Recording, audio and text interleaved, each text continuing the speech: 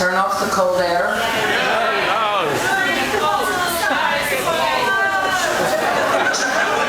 you like me to give you a little down comforter? Oh, if you're cold, they'll turn it off. Yeah.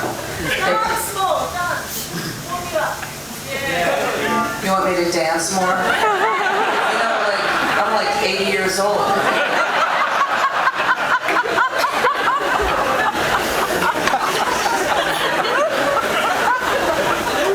So anyway, I just want to read this little poem here. You might not be in the mood for it, but I got to read it because,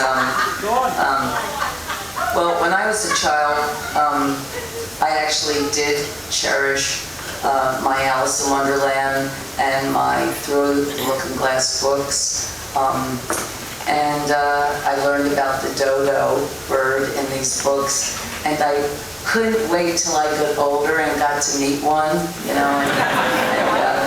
And I learned, of course, the sad story of the dodo, which was the dodo lived on a specific island in the Indian Ocean.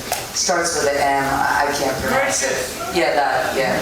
And so they lived on this island. They were just happy, fun-loving, kind, happy birds. They didn't have wings and they couldn't fly, and they were sort of awkward.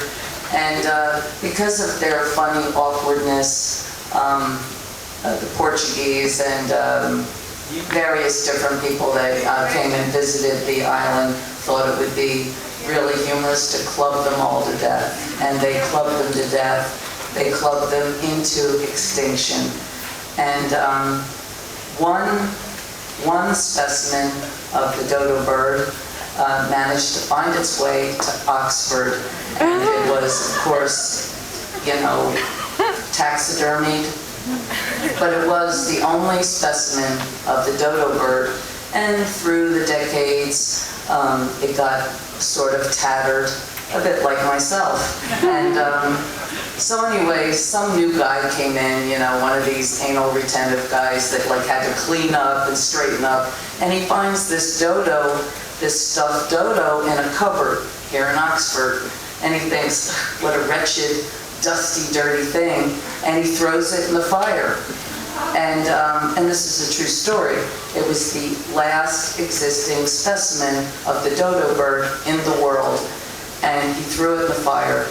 Another guy comes in, like some professor or somebody came in, saw the dodo burning in the fire, and went into the fire and was able to extract only the beak and the foot of the dodo.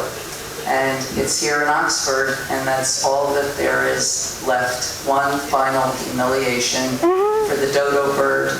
But I had forgotten about this story, and then today I was walking along, and all of a sudden it occurred to me that the dodo, the last remains of the humble dodo, are right somewhere in this proximity. So I wanted to read this little poem. And I hope that the remains of the dodo bird somewhere around here hears it. Because it was exactly for this dodo bird that I wrote this poem. And it's called Sleep of the Dodo. The dodo sleeping, dreaming of himself, lost in his daily doings, his wife mounted in a menagerie of mobile extremes, his children born and slain for sport, with nary a nod save the wind, echoing an old dance tune.